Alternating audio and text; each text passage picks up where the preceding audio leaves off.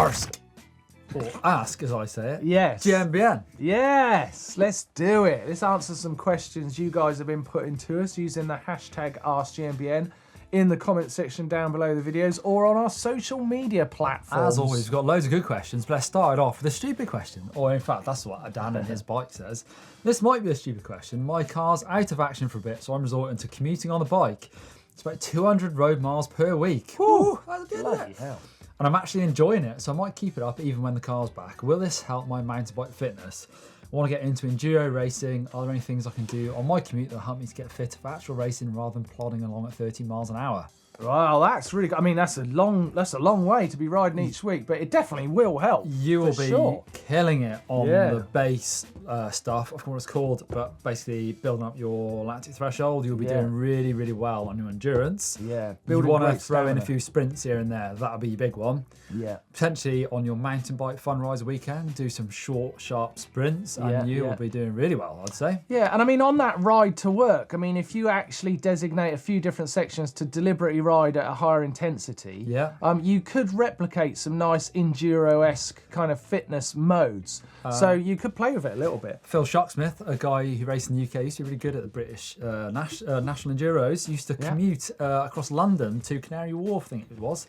Wow. And he would do virtually gate starts from the traffic lights, and he was really fit. Yeah. He lived in central London. One thing I would suggest, though, is if you are going to enter an event like a enduro round or something like that, you probably want to rest for a couple of days rather than having a commute the day before. So let there be at least a few days rest after one of those commuting rides because, you know, else you're going to be too tired to race. And it wasn't a stupid question. Yeah, it wasn't. It was a good question. Very good. Next up is from Alec Jones, who lives in England. Is it worth getting a downhill bike in England? Wow, I've grown up in England and I've always had a down bike until the last few years, and I would say Yeah. But are you restricted on where you can really use it? Because enduro bikes now and trail bikes are so capable. True. Is it really worth it? Depends if you like going and doing bike park days, more technical places like Revolution Bike Park. There's lots of good bike parks in England and Wales where you could use it. So I'd say it's going to be good for those. You might get more use out of an enduro bike, but I'd say if you could have it, keep it. Yeah, absolutely. I tell you what, while we're on that subject, why don't we take a look at this video, trail bike versus downhill bike, and see what happened. Hi, my name's Blake, and I'm all about the nuke-proof Mega trail bike. No. I'm Blake, and this is my Canyon Sender downhill bike. Well, mine's hydro-formed aluminium T6 6061 coming in at 16.33 kilos, which is 30 pounds bang on. Aluminium. Mine's got carbon front end, aluminium rear end at 16 kilos and 35.2 pounds. But check this out. These Fox 40s, 200 mil of travel. See that on the rear? Fox again, 200 mil of travel. Beat that, trail guy. Well, that's gonna help you when you get down to the bottom of the mountain and you're gonna pedal that thing all the way to the top. Well, I'm running RockShox Lyric up front, 170 mil of travel. See that on the rear? RockShox Monarch. At 160 mil of travel, all I need. Right, next question is from Max Nixon, and he says, I'm looking to buy a new bike and was considering either entry-level full suspension bike like the Specialized Stump Jumper or Enduro, but a few 27.5 plus hardtails have caught my eye. I was wondering if the extra tyre on the Plus bikes makes up for the lack of suspension. It helps out on hardtails, definitely. Plus tyres haven't really taken off as some people expected. Yeah, that's true. I don't see that many of them. On a hardtail, it does make sense. I think they're a bit more beginner friendly. They do give you a lot of compliance, but it's definitely not suspension travel. So it does smooth things out. But if you're talking about proper, usable, damped suspension, then it's nothing compared to the Stumpy or the Evo. Yeah. I would go for one of those personally, but Yeah.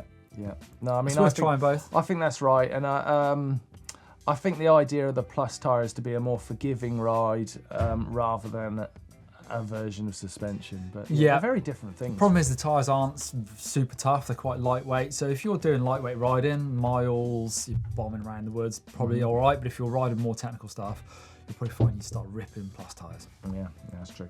What about this one, Neil? We've got Adam Lowe, who says, my little fingers start aching when I go for a ride. Why, oh why is this? Little fingers, that's new to me. I think he meant my little fingers, you know, as in he was being nice to them. They're Do you little, reckon? yeah. You sure? Or you think he's literally got little fingers? Potentially. No, I mean, yeah, your little finger, that one in the end. My little fingers. Oh, I thought he meant like, oh, my poor little fingers. Oh, I think he means these. His little fingers. Let me do this again. Adam Lowe's asking, my little fingers start aching when I go for a ride. Why, oh, why is this? I don't know, never had that. I would say change your grips first. So maybe think about going for thinner grips, you know, like the actual diameter grips. You can loads of people, like Ergon, our partner, have wider and thicker, thinner grips. Try a different one to what you're riding, and potentially it could be bar sweep if you've got too much weight on your little fingers. Yeah, that could be true. It could be bar sweep. It also could be like the position you're holding the grips. I hang my little finger right on the very end. Yeah, I definitely hang my little finger. So maybe you're doing that a little bit. You want to keep a really straight wrist on your bar, but I mean, if you're moving the bike around, that's not really possible. It's a tricky one. I was looking at some grips that Doddy showed me the other day with a little bit of movement in them. That might be something worth looking at. Let's throw to old Doddles, because he's done a complete clinic on body position. So the first one on that list is your handlebar grips. They're your direct point of contact from your hand to the handlebar of the bike. Now, there are lots of different handlebar grips available, and it's a very personal preference thing. The grip that I might like may not be the right grip for you, so you have to bear this in mind. There are lots of different geometries of rubber. You can have some that are firm rubber, some that are very soft rubber, some with lots of padding, some with barely any padding. You get fat grips, you get thin grips, you get profiled grips that give more support to your hand. It's really important to experiment and try and find the right handlebar grip for yourself. Next question is from a roadie, Judd Lemcool. Yes, I admit it, I'm a roadie. My question is in regards to pedals. I'm used to clipless, of course. So on my mountain bike, I got clipless, but I'm clueless about actually riding mountain bikes. Should I switch to flats to gain confidence, or just gain confidence on clipless pedals? His issue is he chickens out on fast corners, steep descents, obstacles, rocks, etc. There's no right or wrong way to this, is there, really? Because they're really great tech to experience either way, really. If you're a flat pedal rider, you should definitely try out clips, because there's huge gains to be had.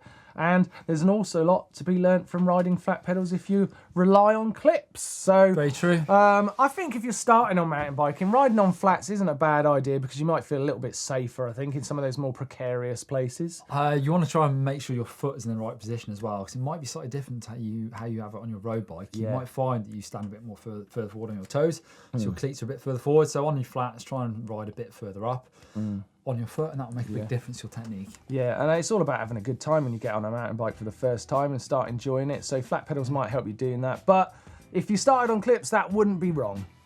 Let's see a video of Blake trying to ride clips. What's fresh in here, bro? Certainly is. These all tight up. I wouldn't spend too much time tightening those up, mate. You know what they are? No way. Hell no. No. Have you looked at it? It's flipping icy. I'm not. You're a great rider, clearly a flat pedal rider, but today we're going to change things up a little.